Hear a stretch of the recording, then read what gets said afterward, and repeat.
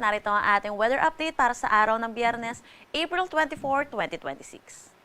Wala pa rin man tayong minomonitor na anumang bagyo or low pressure area sa loob at labas ng ating Philippine Area of Responsibility. At patuloy ang pag-iral ng easterlies or yung mainit at malinsangan na hangin na nanggagaling sa Dagat Pasipiko dito sa may Southern Luzon, Visayas at Mindanao. Para sa magiging panahon natin ngayong araw dito sa Luzon, asahan po natin ang maaliwalas na panahon. Pero asahan din natin yung init at alinsangan, lalo na sa tanghali hanggang hapon. Mababa naman yung chance ng mga malawakang pag-ulan, pero inaasahan din natin yung mga posibilidad ng mga localized thunderstorm, lalong-lalo na sa hapon at sa gabi.